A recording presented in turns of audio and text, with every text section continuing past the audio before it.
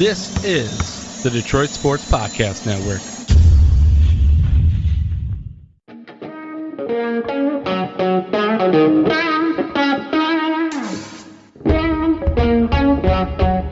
The biggest icon in podcasting.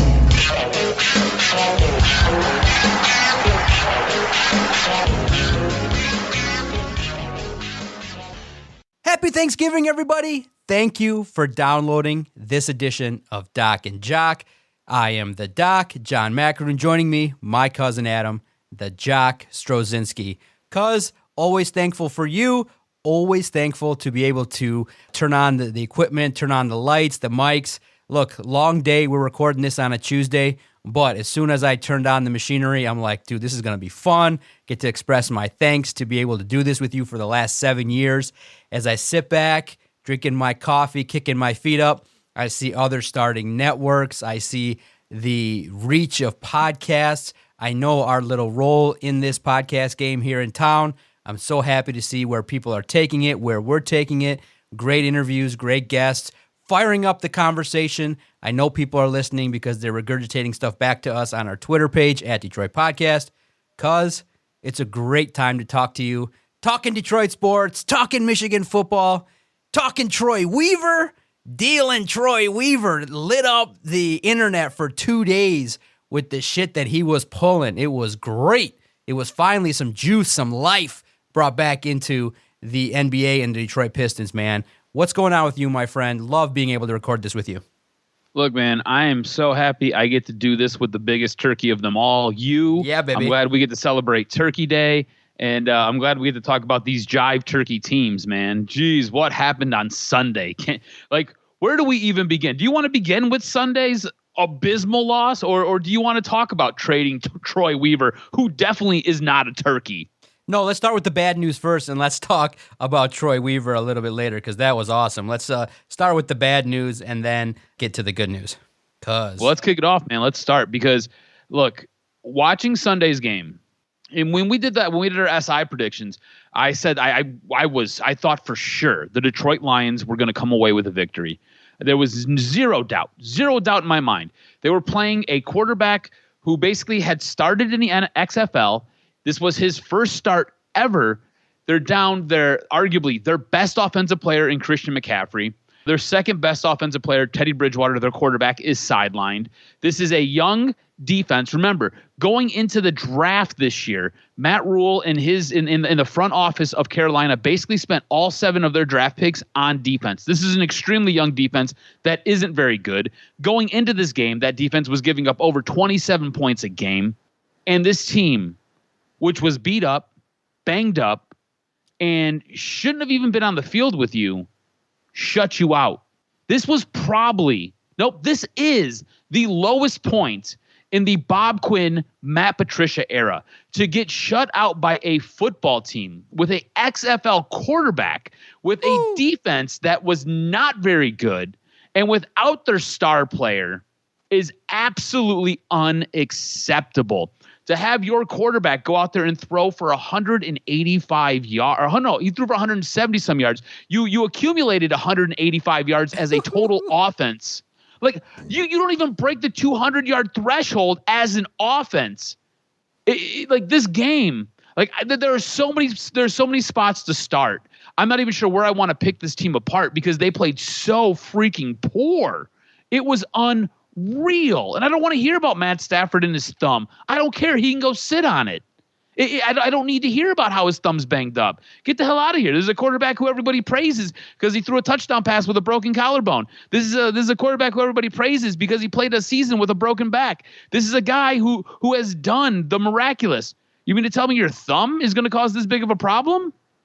No, this team was ill prepared, and that falls on your head coach. It was unacceptable what you got on Sunday. I cannot wait for Matt Patricia and Bob Quinn to be broomed out. I understand why they weren't fired on Sunday. I get it. I understand why they weren't fired on Monday. I understand. Thanksgiving's right around the corner. You have to have somebody go out there and coach these guys and be on that sideline. But if this team, and when this team gets annihilated on Thanksgiving, if they are not fired on Friday, we have a whole bunch to talk about, and we've got to take a really hard look at what Sheila is doing in that front office because, again, this is completely unacceptable. First shutout for Detroit since 2009, and it's really bad because the Panthers defense was not some world beater defense that everybody was clamoring, and you just really played a bad football game. And it really stinks because of all the hours that are put in, the preparation. It boils down to, and people will wonder what's going on. It's a bad football team, and that's what it is. If you can go out and lay an egg that bad, you don't have enough talent. You don't have enough leadership.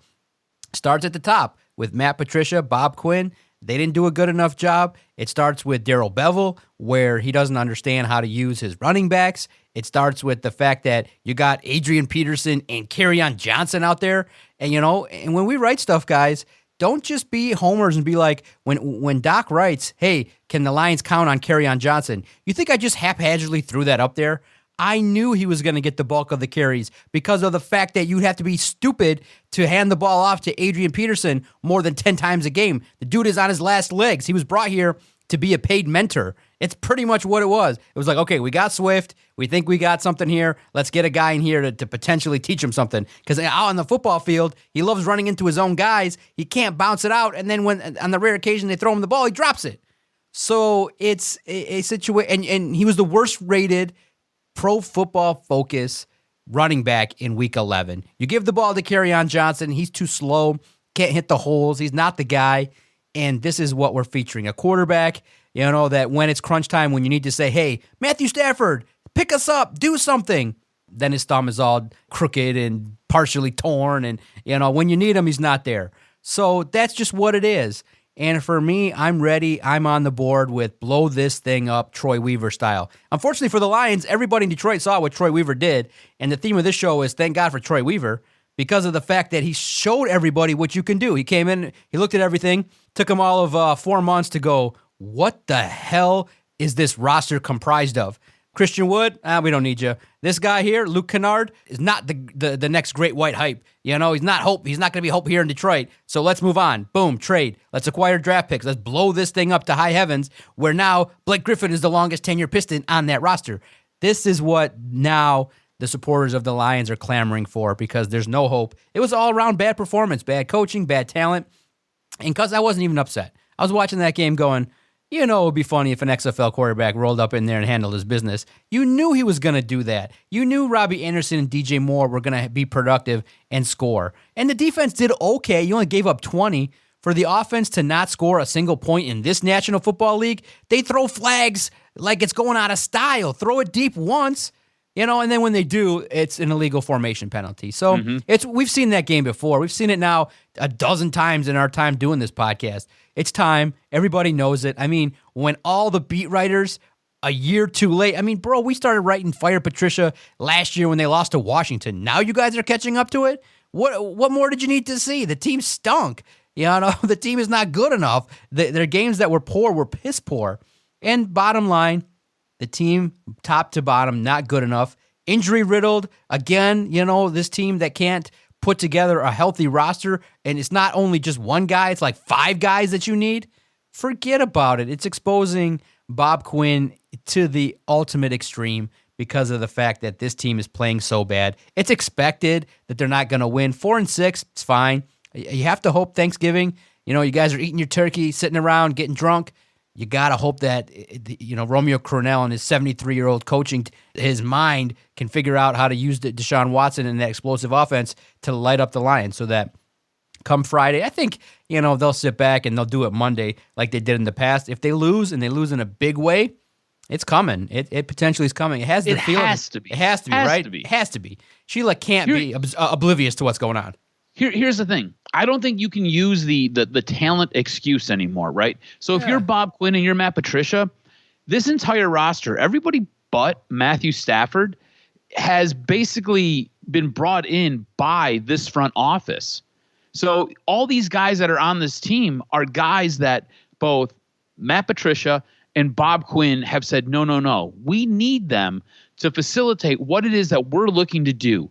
we're trying to play this Patriot way. We're trying to do what Bob Quinn wants and what Matt Patricia wants. We have to go out and we have to get these players, these guys. This roster has been completely overhauled by both of these guys, and it's just not good enough. So they can't hide behind the fact that, hey, it's a bad roster, or, hey, we don't have the players that we need yet. No. Everybody on this team, I think it breaks down to roughly 97 or 98% of this team consists of either Bob Quinn draft picks or free agents that Bob Quinn brought in for Matt Patricia. Everybody on this roster is basically brand new but the quarterback. And you can't hide behind that shield that says, hey, we just don't have the talented pieces. We don't have the guys we need to run the system that we want to run. No. All these guys are New England Patriot rejects. These are all guys that New England has either given up on or has traded to you in a way to dump salary. And they're all here now. These are all guys that you wanted. These are all guys that you asked for. You don't have an impactful defensive player on this roster. You could have went out and you could have spent some money and got a guy like Jadeveon Clowney. I understand he's on IR right now, but you could have grabbed him. He's at least a guy who makes it difficult to run against. He's a guy who can provide pressure to get to the quarterback. You didn't do any of that. You had over $30 million in cap space, and you decided to keep it squirreled away in your pocket. On offense, you didn't really do a whole ton. You went out and you spent another second-round draft pick on a running back to go with your other second-round draft pick who's not very good. Granted, DeAndre Swift might be good, but he now has a concussion. And you brought in an aging vet at running back, and all this guy wants to do is touch the ball. But honestly, Adrian Peterson's on his last leg. He's an older guy. I don't know what you want from him. Instead of doing the hard thing, right, which was looking at this roster, realizing that you guys are very far away from what it is that you really want, and trading some pieces away. Because a guy like Marvin Jones, yes, he helps you when you don't have Kenny Golladay, but a guy like Marvin Jones is on the last year of his contract. He's going to walk at the end of this year. Instead of trading him away for some type of a commodity, whether it be a third-round draft pick, whether it be a fifth-round draft pick, whether it be somewhere in the middle, instead of doing that, you decided to keep him. So now he can walk away and you get nothing. And you have a ton of guys on this roster that you did this with. And it was all because you're trying to save your jobs. You guys just aren't good enough. You're not good. Like, Matt Patricia is a really bad head coach. Like, he is awful. He just is. He's not a good head coach, and these players don't want to play for him. I think it's pretty obvious. Like, you go out and you draft a guy like Jeff Okudah. Jeff Okudah has looked lost. Has looked completely lost this year. Yeah, he's had a couple okay games, but for the most part, Jeff Okudah has looked absolutely abysmal, almost like his feet are in cinder blocks. He got picked apart this weekend, just got shown up, and this is your third-round draft pick, or your third overall draft pick. You could have went out there and you could have got a franchise quarterback to help restart all of this and build it all brand new. But no, because you guys were in save your ass mode, you now end up having a cornerback who's not great, and you ended up trading away arguably a top 10 or top 15 cornerback, as well as his buddy, who was a fantastic safety, in Quandre Diggs. I mean, the way this roster has been gutted and the way things have been put together, it really feels like it's a house of cards. And at any moment, it's just going to collapse. And I think what we have here now is we're starting to see the legs start to kind of wobble on this house of cards, and it's all getting ready to tumble, and it's all getting ready to fall in on itself. What you had on Sunday just shows you how far away you are. Matt Rule is in his first year as a head coach, and he basically had to rebuild his entire defense because he didn't have anything. He went out there and he got a backup quarterback in Teddy Bridgewater, brought him in to be his starter. He has a guy from the XFL who is Teddy Bridgewater's backup. And then you have a guy like Mike Davis. Who's Mike Davis? Did anybody know who the hell Mike Davis was before this year? Nobody knew who the hell that guy was. But you know what? He himself ran more than anybody on Detroit combined. Adrian Peterson, Kerryon Johnson, Matt Stafford running for his life. Those guys put up 40 total yards. Mike Davis, in 19 carries, put up 64 and scored a touchdown.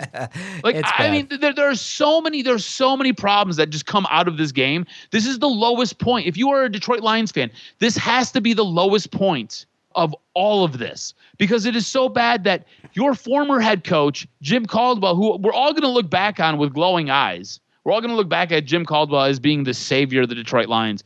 Went out there and basically subtweeted both Bob Quinn and Matt Patricia. It's so damn bad right now that you have former coaches taking shots at the current regime because they all realize, everybody realizes that it's just a bad organization with a bad head coach, and you got really shitty leadership up top with Sheila. Exactly. And the funny part is the timing of the tweet. 4:45 after a shutout loss, you're tweeting. So now at the basic level, fill me in because I know everything about Twitter. I don't know what this means. What does subtweeting mean? Because that's what everyone was saying. It's like, did Jim Caldwell subtweet Matt Patricia and Bob Quinn? What does that mean? What did he do?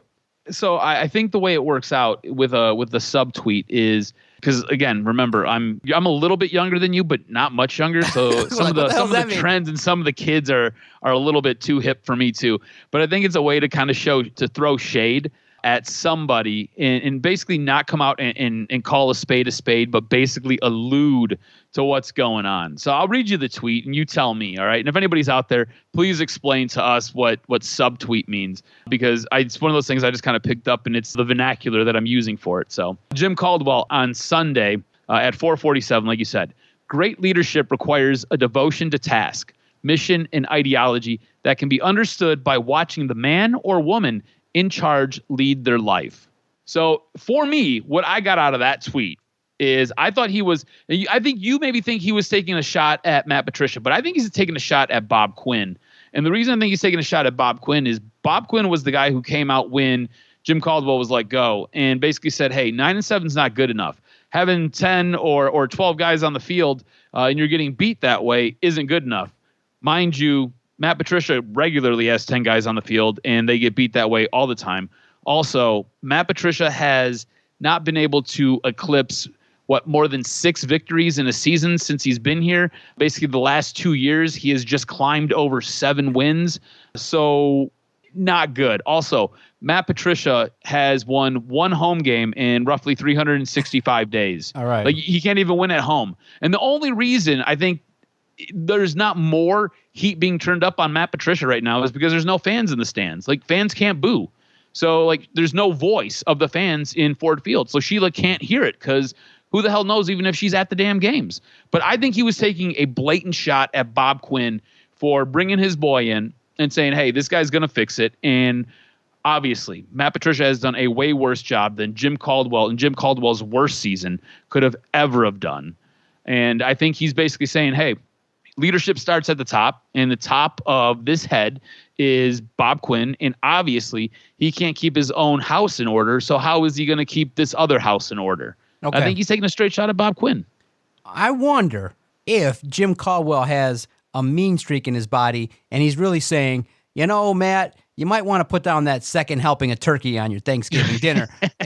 You might just want to, take care of your health, because when we're watching you out there, you're looking a little big for your britches there, head coach, and the men can't run for you if you're looking like that. You got to be a little bit more, tighty, look a little bit more hip to the game. But no, I don't think so. I think Jim Caldwell was probably, backhanded, making a comment about the Lions, but he can hide behind leadership and hide behind the fact that, hey, the fact of the matter is history's going to now prove to be that Jim Caldwell is really, really quite successful with what he did. 9 win seasons, back-to-back years, gets broomed out. Actually, for Jim Caldwell, probably better for him not having to get his head bashed against the wall because he couldn't win the big game. Now the Detroit Lions are worse off than they were with Jim Caldwell, and that's the biggest indictment for Quinn and Patricia is not fast enough. 13 wins in 3 years, nowhere near good enough. Nowhere near good enough development from Jeff Okudah, the number 3 pick. You're a defensive guy. You're the defensive guru. You don't know how to coach the secondary. You don't know how to get Jeff Okudah to at least be consistent and not have his worst snap count in his rookie season. This far into the season. Part. But this is the worst part of all of it, right? So it's been a really bad couple of years with Bob Quinn at the helm. It's been an abysmal couple of 3 years with Matt Patricia as the head coach of this football team. The problem is you are just good enough to not really be relevant but you're not bad enough to get that impactful draft pick to really help turn your franchise around. You're somewhere in the middle here, which is where the Detroit Lions constantly find themselves. Horrible. You're constantly in this purgatory where, out of all the leagues in all of sports, the NFL is the easiest to get good at quickly. And yet Detroit constantly finds himself in this purgatory where they're not good enough to even be considered relevant or be contending for a playoff spot, and they are not bad enough to be in line for a top 3 draft pick, which is why last year was so damning for what they did by going out and grabbing a guy like Jeff Okudah. Yeah, real tough times. Thanksgiving, the country will get an opportunity to see what kind of mess the Detroit Lions probably. What do you think is going to happen on Thursday? What do you think is going to happen today? Blown lead. I think that Detroit will get out to a 14-3 lead, and then Deshaun Watson will work his magic. Matthew Stafford will throw a pick 6, and everybody will be livid. And then Deshaun Watson will get this game into overtime, and par for the course probably be a tie. Nice healthy overtime tie to give everybody a overtime tie. That's what it's going to be. It's going to be a situation in which 10 years from now we're going to see the feature. Matthew Stafford's days with the Lions drove him into depression. It's he's gonna be calling you sitting on your couch. Exactly. It's gonna be tough times, man. That's just what it is. The Lions are the Lions. Hopefully, by the next time we're recording this, we're breaking down a new head coach, talking about maybe a new general manager, somebody to infuse some life back into the Detroit Lions because they've sucked the energy right out of the room with that performance. And 4-6 playoffs, probably no way. There's going to be no real meaningful game now in December. You're going to end up probably being 6-10, 7-9, and that's your ceiling. Good luck with that, trying to sell that to a fan base that's pissed off. Yeah, changes are coming. I got a good feeling about it. I think it's going to happen probably odds on after the season, but if it's a bad performance on Thanksgiving, look out Friday, look out Saturday, baby. It's going to be a rough go, and it'll be fully covered at SIL Lions and Detroit Sports Podcast Network. Real quickly, because we did get a chance to talk about Troy Weaver and the draft picks that he made, cuz what did you make of the free agent signings? I think the big one that probably is the one that leaves the room for the most critique, moving on from Christian Wood. I think a lot of people were like, you brought in some centers, you made some more moves, but you didn't invest in a guy that had talent and sounded like he wanted to be here, maybe overpaid by the Houston Rockets. I thought maybe Christian Wood would fit into this mix, this new young mix for the Detroit Pistons to make them at least competitive. But Troy Weaver didn't want to pay the bill, and so now he's gone to the Houston Rockets. Yeah, Christian Wood was a guy who basically is the center of the future. He's a guy who can stretch it a little bit. He can take shots from beyond the arc, hit some three-pointers with a good percentage. He's a guy who doesn't necessarily have to play with his back to the basket, has a nice short game jump shot. He's a guy who you can trust with the ball in his hand, and he seemed to really shine. Now, the problem was this was a guy who kind of bounced around the developmental league for a little bit, and he really only had half a season last year. So trying to pay him what he ended up getting from Houston, I understand for Troy Weaver not wanting to fit that bill. But this was a guy who did seem like he wanted to be here, and it did seem like he was a guy who, if you are Troy Weaver, you probably should have went out and tried to sweet talk and get him here on a discount and really tried to work and not necessarily build around him, but make sure he's part of that core. I was really surprised that he was not the first guy that they brought back, and I was really surprised that he ended up going to Houston and he ended up getting the paycheck that he got because, again, it's a very small sample size for what he got paid. I was kind of blown away by that. That was really, really surprising to me.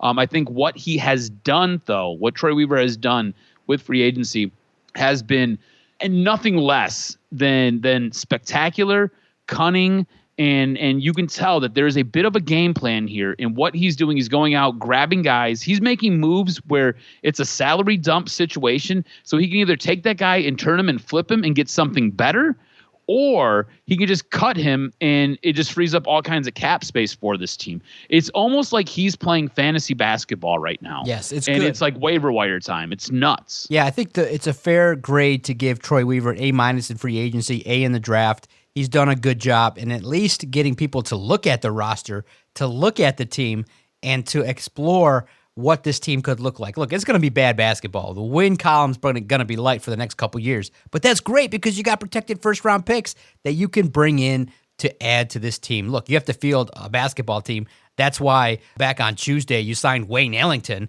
a blast from the past, a guy that could hit the three. It's fine. I look at Troy Weaver's moves and I look at it, I'm like, okay, he's moving the chess pieces around, really trying to pick up players that you can easily move on from to free up cap space so that you can buy the players in the future when the time is right. So Troy Weaver knows what he's doing. At least bottom line, the thing that gets him the A across the board is the notion that you put out there that this roster is awful and you blew it up. You starting over, young cats, different skill positions, different talent, building around different people. It's fine. Nobody wanted to see Luke Kennard jack up threes at LCA. It's a given. Nobody wanted to see that. So now you got some veterans in here to mix in with some of the young talent. And let's see. It's going to be right around the corner, cuz less than 4 weeks. There's going to be a training camp and the season's going to start. So we're going to get a chance to see what this basketball team looks like. And I'm excited to see what Troy Weaver and Dwayne Casey can bring to the table. And it's going to be fun to see who gets to be developed, who gets to, take the reins of this it'll be fun to see who takes the reins of this basketball team and takes it to the next level. So I'm excited to see. I want to see Troy Weaver and the Pistons handle their business. Because who handled their business on Saturday night in an overtime game? Michigan got the big W over Rutgers. Time to celebrate, I think. Bro, hold on real quick. Before you set this up, let me tell you. So me and you were watching this game, and we were texting each other. So third quarter rolls around, and I've been getting my butt pushed in at work, right? So third quarter rolls around, I'm watching this game, and I don't really think Michigan has much of a chance.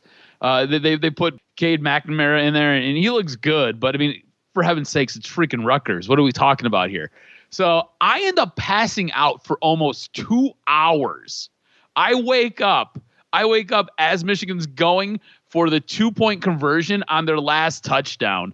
And I'm like, what the hell is going on here? Why is this game still going on? I was like, what time is it? I thought it was the next day. I had fallen asleep and I had napped so hard. And I woke up to 14 messages from you.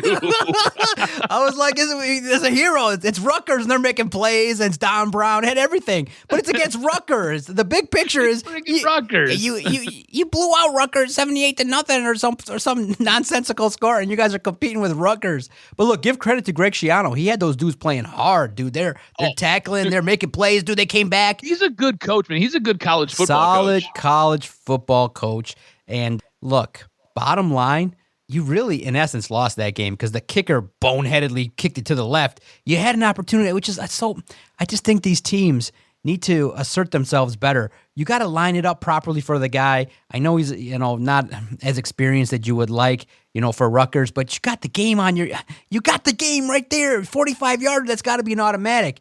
And then, of course, Quinn Nordine. What the hell? I thought Jim Harbaugh gave him the love and spent the night at his house. You could at least repay the man and kick field goals properly. It seems like every time it's out there, it's like, is Quinn Nordine going to even make this? He was missing them horribly. So it was an entertaining game, but the biggest story, obviously, coming away from this game is, dude, how on earth did Joe Milton get the start? It makes no logical sense other than you didn't want to shatter the man because of the fact that Cade came right in there and was zinging the ball all over the place. He got an open receiver. The offense, it looked like a whole new team. It really looked like, because of how well they played against, Rutgers offensively with McNamara, it looked like the team just tanked for Joe Milton because of how bad they were running, the effort level. Cade's got a swagger, and it's cool to see at least a quarterback that is out there that can complete a pass, make a read, a secondary read, look off a defensive back, and make throws. So you found this guy. What on earth possessed Jim Harbaugh not to start him is beyond me, because that game would have been 50-0 if Cade McNamara started. You got your quarterback. That's the guy. Build around him. Sophomore. Yeah, no, I agree with you. I think that's the guy. I don't understand how Jim Harbaugh messed up this quarterback situation so much. I don't know if he fell in love and got infatuated with the fact that Joe Milton's a big guy. He's got a cannon for an arm and can run a little bit, even though you don't run him at all. I have no idea, but it is obviously a completely different team. This is something that me and you were talking about. When McNamara comes into the game, something's different. This team plays completely different. It looks like something that is actually it looks like a good football team. It looks like a team that plays up. It's completely weird. The body language of this offense, when Joe Milton's out there, is so piss poor. They look so dejected. McNamara comes into the game. Everybody's up. Everybody's running crisp routes. Everybody's running down the field. It's so weird. I don't understand. There are some times when guys just have that it factor. And McNamara seems like he's the guy who has that it factor. Joe Milton has all of the intangibles. Almost reminds me a little bit of Cardell Jones with Ohio State, right? Big arm, big body guy, can throw the ball a mile, can run over guys, but wasn't quite good enough. You put in a different quarterback, whether it be Terrell Pryor or you put in not Justin Fields, whoever was the quarterback before Justin Fields. You put them in there, and all of a sudden, was it Troy Smith, I think? No, maybe not Troy Smith. I don't remember Ohio State quarterbacks. Anyways, you put them in there, and the team just looks completely different. McNamara has, I think, the it factor, and I think these guys play up for him, and these guys know when he's out there, he's able to read the defense and he's able to make the play. And I think that's also the big difference is he's able to read defenses. Joe Milton doesn't seem like he has the ability to read the defense. It almost feels like it is one read and then it is hurry up and throw it to either your hot route or just kind of tuck the ball and run. And that's kind of what it is. And that's just not good enough. At this stage in the game for Jim Harbaugh, that's just not good enough. The big issue here coming out of this game is that you had to compete with Rutgers. You had to go to 3 overtimes to get a win. But like you said, they found their quarterback. At least you hope they found their quarterback, and Jim Harbaugh doesn't screw this up anymore. And this weekend, finally, we get to see a noon start in the toilet bowl. It's Penn State versus Michigan. Who do you think comes away with it? Dude, it's such a weird year for the Big Ten. Like, so Penn State's a down team. Michigan's a garbage team. You have Michigan State that is struggling. You have Northwestern is a really good program this year. You have Ohio State. Indiana took Ohio State down to the wire. This is such a weird topsy-turvy year for the Big Ten. It's nuts, man. And I think, to end the podcast, I think it ties in together with what people want here in Detroit in regards to coaching, in regards to what we want in a coach. Give credit to Coach Allen for what he's done at Indiana. Did you see the speech that he gave after the loss to Ohio State? He was like, man, don't you dare be down on yourself. We competed, and this is our future. We're going to be great.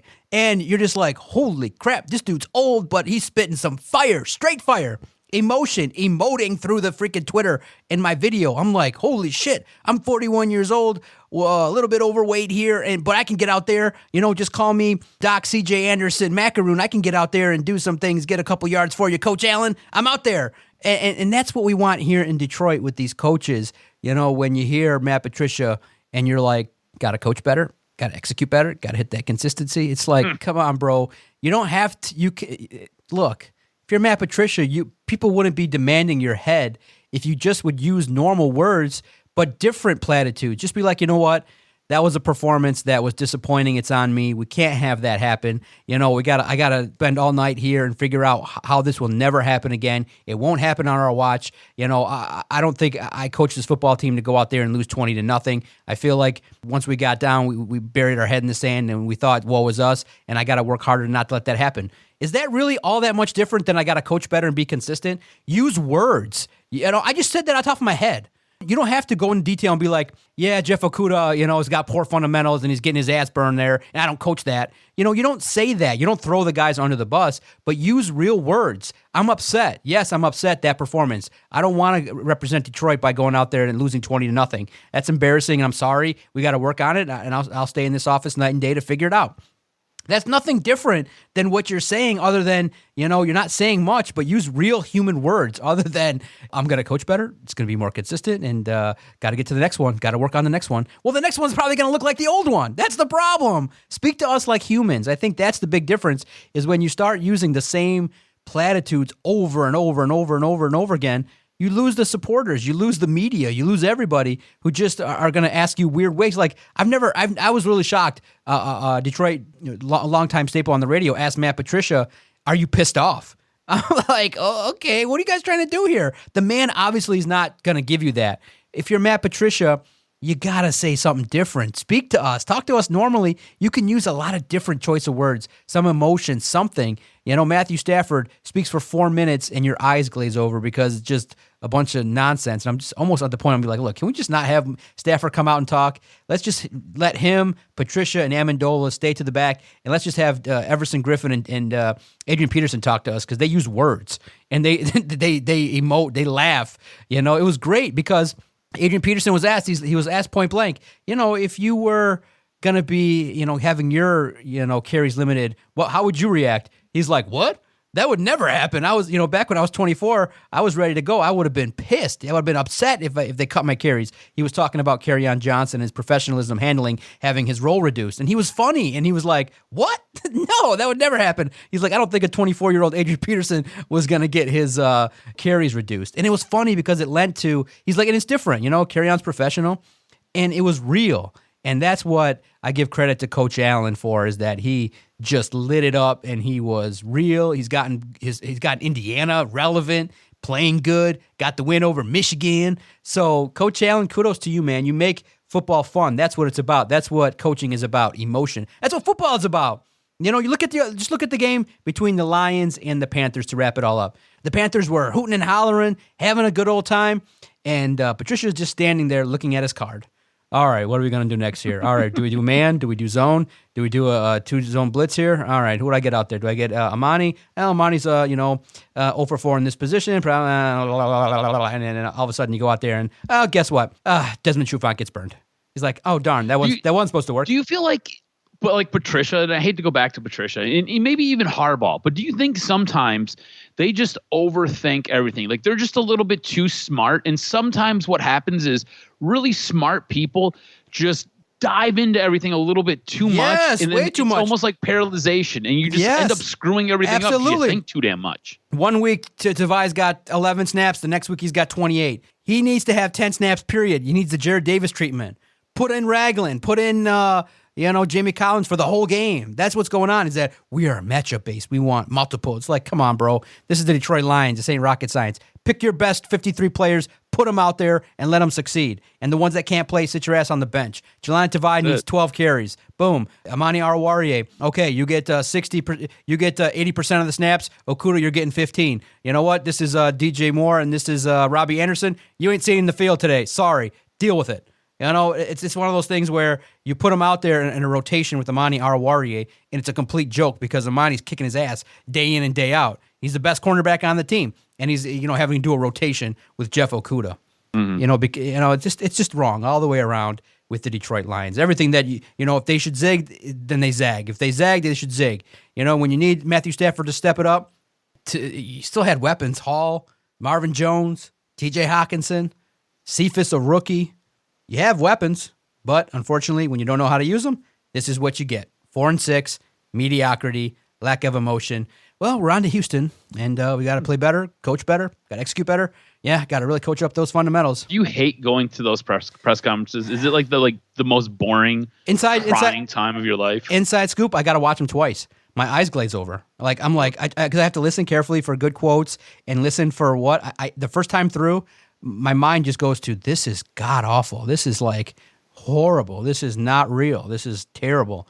And then I go back and then I just try to go through it. And then it's a grind, but by the second time you can kind of listen for things. But it's just the same kind of stuff day after day with Coach Patricia. The players are a little bit better, but now, to be honest, people don't want to read about the players because they're talking in platitudes as well. Duron Harmon is going to ride with Patricia until the wheels fall off. Well, good for you. Thank you for supporting your head coach. I greatly appreciate it. Good for you, Duron. The guy that brought you in lets you be part of a secondary that's going to go down as one of the all-time worst in Detroit. Woo-woo! Make sure to follow Adam on Twitter at AdamRSTROZ. Follow the network at Detroit Podcast.